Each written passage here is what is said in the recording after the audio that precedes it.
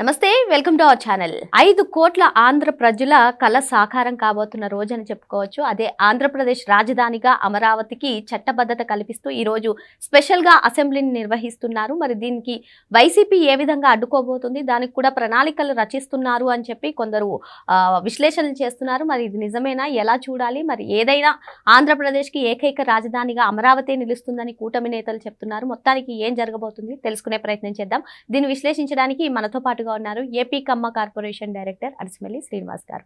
నమస్తే సార్. నమస్కారం అండి. ఎంతో మంది రైతుల త్యాగం, అమరావతి కళ, 5 కోట్ల ఆంధ్ర ప్రజల కళ నెరవేరే రోజు ఈ రోజు పునాది పడుతుంది అని చెప్పుకోవచ్చు సార్. మరి స్పెషల్గా అసెంబ్లీని ఏర్పరిచి ఈరోజు బిల్లు పంపిస్తున్నారు. మరి మొత్తానికి వైసీపీ కూడా అసెంబ్లీకి దూరంగా ఉండి కేంద్రంలో ఎప్పుడైతే చర్చ వస్తుందో ఆ చర్చ వచ్చినప్పుడు రైతులకు అన్యాయం జరుగుతుంది, ఆ వ్యూహంగా మార్చే అవకాశాలు ఉన్నాయని వైసీపీలోనే అంతర్గత సమాచారం. మరి గడిచిన 5 ఏళ్ళు కూడా రైతులను తీవ్ర ఇబ్బందులు గురి చేసినందుకే 11 సీట్లకు పరిమితమయ్యారు. మరి ఇప్పుడు మళ్ళీ రైతులను వాడుకోవాలని చూస్తున్నారా? ఇది వైసీపీ మళ్ళీ 2029లో కోలుకోలేని దెబ్బ అని కూడా కొందరు చెప్తున్నారు. ఏంటి అమరావతి కళ అంగరంగ వైభవంగా కన్నుల పండుగగా ఈ రోజు చాలా మంది పండుగ చేసుకుంటున్నారు. మరో పక్క వైసీపీ వ్యూహం ఎలా చూడాలంటారు దీన్ని? ఇప్పుడు ఏ వ్యూహం లేకపోవడమే ఒక వ్యూహం అనుకుంటాం. వాళ్ళకి ఏమి ఉండదు, మైండ్ బ్లాంక్ అయిపోయి బుర్రపాడైపోయి వాళ్ళు ఇంట్లో కూర్చున్నారు.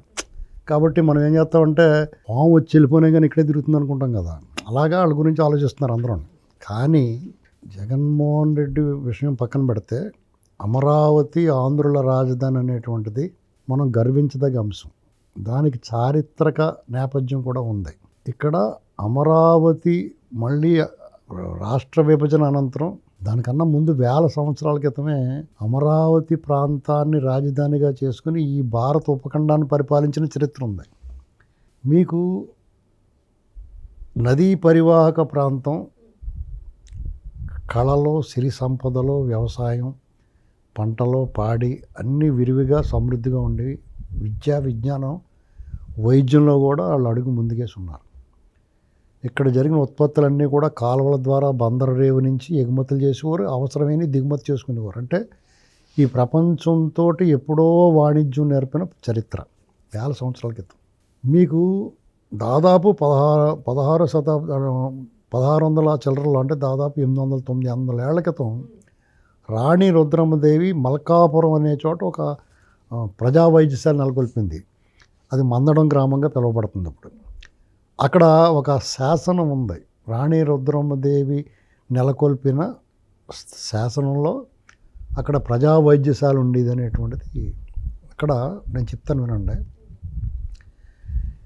విద్య, వైద్యం, కళలో, పాడి పంటల్లో అనేటువంటిది అక్కడ వెలసిల్ని అనేటువంటి దానికి వైద్యం అంటే రాణి రుద్రమదేవి అక్కడ ప్రజా వైద్యశాల నెలకొల్పి చికిత్స, శుశ్రూష. చికిత్స అంటే అవుట్ పేషెంట్లు వస్తారు, చూసి మందులు ఇచ్చి పంపించేస్తాం. శుశ్రూష అంటే ఇన్ పేషెంట్లు బెడ్లో వాళ్ళకి. మరి వైద్యం చేయాలంటే ఇప్పుడు ఆధునిక వైద్యం ఇప్పుడు ఉంది, కానీ అప్పుడు మూలికా వైద్యము, సిద్ధ వైద్యము, రకరకాల వైద్యాల్లో భాగంగా ఆయుర్వేదంలో 100 ఎకరాల్లో దీనికి సంబంధించిన ఆకులు, అలములు, మూలికలు పండించేవారు. వాళ్ళ గురువుగారు అయిన ఒక ఆయన కోసం దాన్ని ఏర్పాటు చేసి ప్రజలందరినీ కూడా అక్కడ ఎలాంటి రోగం వచ్చినా చికిత్స చేసి శుశ్రూష చేసి పంపించేవారు. అంటే ఆనాడే వైద్యంలో వాళ్ళు అందివేసిన చెయ్యారు. విద్య, ఆచార్య నాగార్జునుడు నడయాడిన నేల.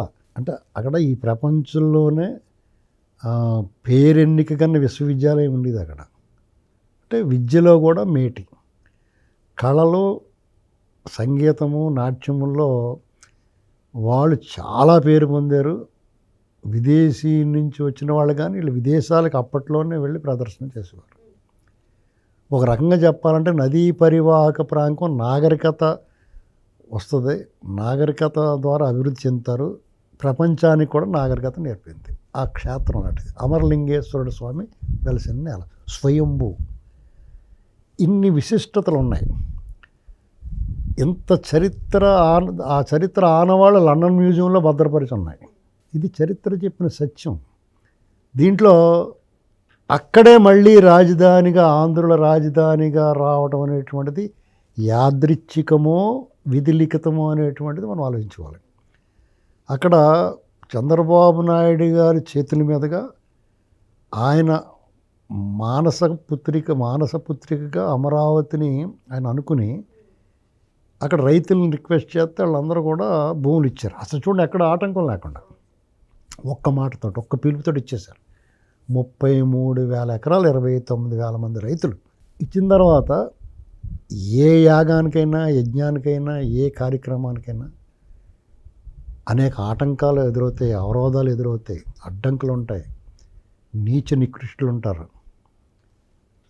యాగకుండాలు నాశనం చేసే రాక్షసులు ఉన్నట్టే దీనికి కూడా ఎన్జీటీలో కేసులు వేసాడు ఒకడు. ఇంకొక ఈవీఎస్ శర్మన్ ఉంటాడు వైజాగ్లో, అతను ఎవరు తోచిన విధంగా వాళ్ళు అడ్డుకున్నారు. 3 యాక్సిస్ రోడ్లకి కోర్టు కేసులు వేసి దాన్ని మ్యాక్సిమం ఆలస్యమయ్యేలా చేసి ఈయనకి అట్లయిపోడు అన్నారు.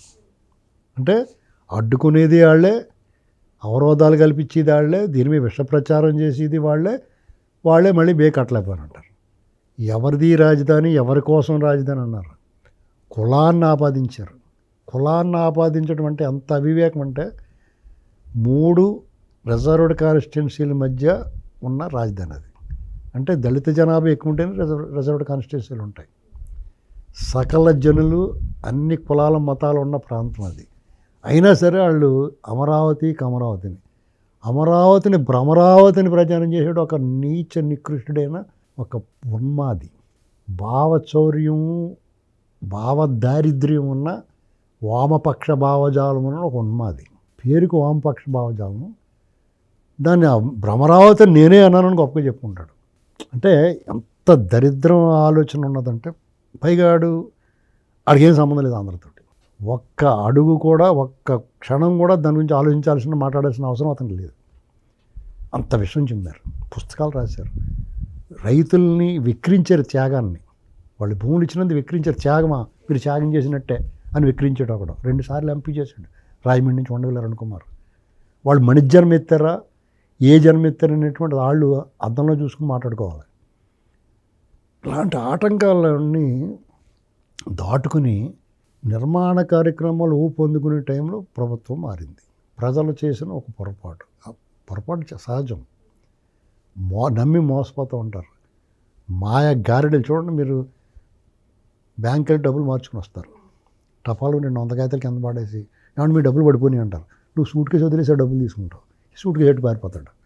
ఇతను అలా చేసాడు. నవరత్నాలు అని చెప్పేసి అలా జల్లెట్ కింద ఏంటి ఎన్ని ఉన్నాయి రత్నాలు అని చూసుకునే లోపల రాష్ట్రాన్ని మొత్తం అలా 2-3 లక్షల కోట్లు కొట్టేసాడు. తెలుసుకున్న తర్వాత పక్క పంపించారు. కానీ జరిగిన నష్టం పోవడాలంటే దీన్ని తిరిగి ప్రజలందరూ ఆ పోరాటం, మహిళలు, వృద్ధులు, పిల్లలు, భూములు ఇచ్చిన రైతులు చేసిన పోరాటం అనన్య సామాన్యం అండి. ఇది న్యాయస్థానం నుంచి దేవస్థానం చేసిన పాదయాత్ర కానీ, 2వ విడత అరసవెల్లి వరకు చేసే పాదయాత్ర, 2వ విడత పాదయాత్ర విధ్వంసానికి గురైపోయింది. దాడులు మొదలెట్టేశారు తట్టుకోలేక. అంటే ఎంత దాడి జరిగిందంటే అమరావతి మీద దాడి జరిగింది. అక్కడ నిర్మాణ సామాగ్రి ఎత్తుకుపోయారు. భూములు ఇచ్చిన రైతుల మీద దాడి చేశారు. దాన్ని శ్మశానం అన్నారు, శ్మశానం చేసేస్తున్నారు చూశారు. ఎడారన్నారు, ఎడారి చేసేస్తాను చూశారు. ముంపు అన్నారు, ముంపు చేయడం చూశారు. ఎన్ని విధాలు చేసినా ఆ క్షేత్ర మహిమ తన ఉనికిని తను కాపాడుకుంది. అడవులు పెంచేసాడు. ప్రభుత్వం మారింది, జంగిల్ క్లియరెన్స్ చేశారు. ఈ జంగిలీ కొడుకుని క్లియరెన్స్ చేయడంలో కొంచెం తడబడ్డారు, ఇంకా చేయలేదు. ఇవాళ పనులు పురోగతి 50-60 వేల కోట్లతో పనులు జరుగుతున్నాయి. కరెక్ట్గా వచ్చే సంవత్సరానికి దాని రూపురేఖ లావణ్యాలు మారిపోతాయి. అప్పటి వరకు మీకు దాని మీద ఎక్కువ మాట్లాడలేదు ఇప్పుడు పాలకులు. గతంలో మాట్లాడేవారు. ఎక్కువ మాట్లాడడం వల్ల తక్కువ పని కనిపించింది, తక్కువ మాట్లాడడం వల్ల ఎక్కువ పని కనిపిస్తుంది అని చెప్పేసి వాళ్ళ మార్పు వచ్చింది. పోలవరమైనా ఇదైనా సరే. ఇవాళ మీరు దీని గురించి తక్కువ మాట్లాడటం వల్ల అక్కడ ఏం జరగట్లేదు అనుకుంటున్నారు కదా. మీరు పొరపాటునో గ్రాపాటునో పని ఉండో చూడటానికి వెళ్ళి అక్కడ చూస్తే ఇదేంటి వీళ్ళు ఏమంటలేదు, బ్రహ్మాండంగా ఉంది కదా అంటున్నారు చాలామంది. బాగా జరుగుతున్నాయి కదా పనులు, ఎక్కడికి వెళ్ళి ఏనుగు తొండాలాగానే అవన్నీ తిరిగేస్తున్నాయి మిషన్లో. జొరాసిక్ పార్క్ ఫస్ట్ వచ్చిన సినిమాలోను ఆ వెజిటేరియన్ అవి ఉంటాయి కదా డైనోసార్లో, ఇంత తొండాలు వేసుకుని అలా కనపడుతుంది ఎక్కడికి వెళ్ళిన ఈ మిషన్లు అన్నీ. అయితే ఇవాళ అసెంబ్లీలో దాదాపు 4-5 గంటల పాటు చర్చ. అమరావతి శాశ్వత రాజధాని, గతంలో విజయవాడ గుంటూరు మధ్య రాజధాని అని అన్నాం, కాదు సిఆర్డిఏ పరిధిలో ఉన్నదంతా కూడా ఆంధ్రుల రాజధాని అమరావతి అనేటువంటి తీర్మానం చేస్తూ ఒక చర్చ ప్రారంభించారు. ఈ తీర్మానం ఎందుకు చేయాల్సి వచ్చిందంటే అసలు మామూలుగా అయితే అవసరం లేదు.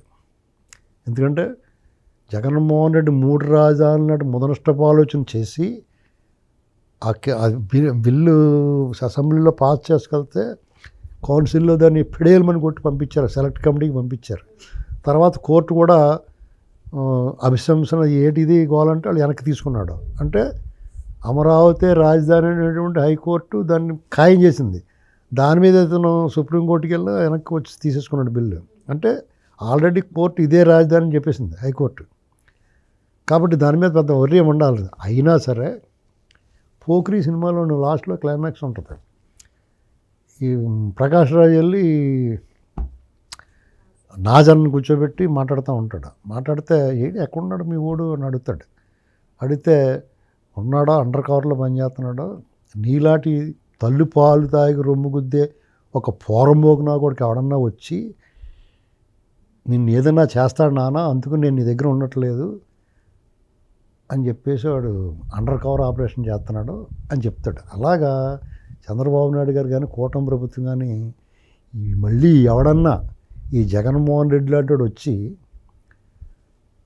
రాష్ట్రంలో బతుకుతా, రాష్ట్ర సంపదను దోచుకుని, రాష్ట్ర ప్రజల ఓట్లతో అధికారాన్ని అనుభవించి రాష్ట్రానికి ద్రోహం చేసి ఎదవన్నర ఎదవి ఎవడన్నా వస్తాడేమో భవిష్యత్తులో, వాడికి ఆ ఛాన్స్ ఇవ్వకూడదు అని ఇప్పుడు తీర్మానం చేసి కేంద్రానికి పంపిస్తే, కేంద్రానికి అలా పంపించారు. ఎందుకంటే 24 వరకు ఉమ్మడి రాజధాని ఉంది కదా, అంతకుముందు చేసి పంపించారు. కానీ ఇప్పుడు చేసి పంపించి అక్కడ స్టాంప్ వేస్తారు, ముద్ర. దాన్ని జగన్మోహన్ రెడ్డి వాళ్ళ నాన్నగారు వాళ్ళ తాతగారు పైనుంచి వచ్చి సాయం చేసిన పని జరగదు ఇంకా. అంటే ఇలాగంటారు దెయ్యాలు గట్ట ఇలాగంటాయి కదా, అలాగన్నా కానీ పని జరగదు ఇంకా. కాబట్టి అమరావతి రాజధాని మీద అతను పెట్టుకున్న ద్వేషం, అసూయ, కుళ్ళుబోతుతనం అంటారు దీన్ని. నీకు చంద్రబాబు నాయుడు గారి మీద కోపం ఉంటే ఆయన మీద రాజకీయంగా చూసుకో, ఎన్నికల్లో ఓడించు.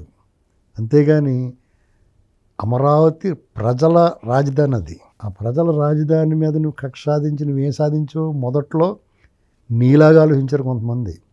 అమరావతి ఆ ప్రాంతానికి ఉన్న వాళ్ళు కార్లు కొనేసుకున్నారు, భూములు పెరిగిపోయినాయి అని. తర్వాత తెలిసింది అందరికీ ఇది మనందరిదే, మనకు ఎమోషను. దానికి కూడా భావోద్వేగ బంధం ఉండాలి మనుషుల్లో. తల్లి బిడ్డలకే మధ్య బంధమే తెగిపోతుంది ఇప్పుడు. ఒక ప్రాంతం పట్ల అభిమానం, ఒక ఆత్మగౌరవం మనది అనేటువంటి భావన ఉండాలి. దాన్ని పెంచాల్సిన బాధ్యత పాలకులకు కూడా ఉంటుంది, ప్రబోధకులు కూడా ఉంటుంది.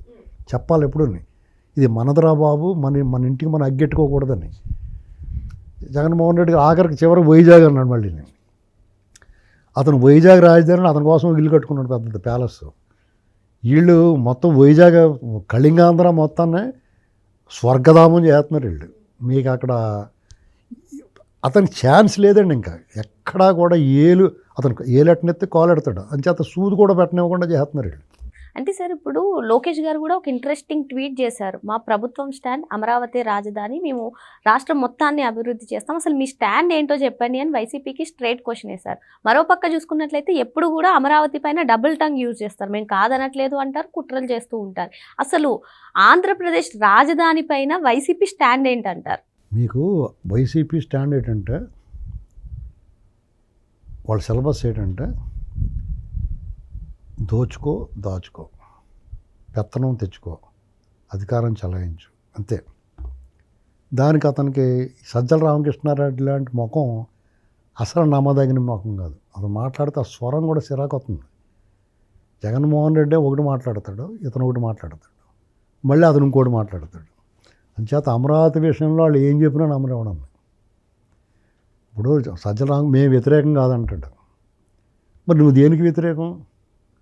చంద్రబాబు విధానాలకు వ్యతిరేకం. చంద్రబాబు విధానాలకి అమరావతికి సంబంధం ఏంటి? నువ్వు అంతకన్నా బాగా చేయి. ఇప్పుడు మీరు పని చేశారు, అది బాగోలేదనుకోండి, ఇంకా బాగా చేయి నువ్వు వచ్చి. అంతేగాని దాన్ని చెడగొట్టి అతను పని బాగోలేదు కాబట్టి మొత్తం చెడగొట్టేస్తాను, కూలగొట్టేస్తానంటే విధ్వంసకారుడిగా పేరు పొంది నువ్వు. ఆ రోజుల్లో ఏనుగు దంతాలు ఎర్రచందనం దొంగ వీరప్పన్ ఉన్నాడు. అతని విధ్వంసకారి వీరప్పన్ అనేవారు.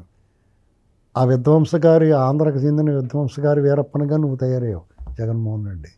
అతని బెడద వదిలించుకున్నారు ప్రజలు.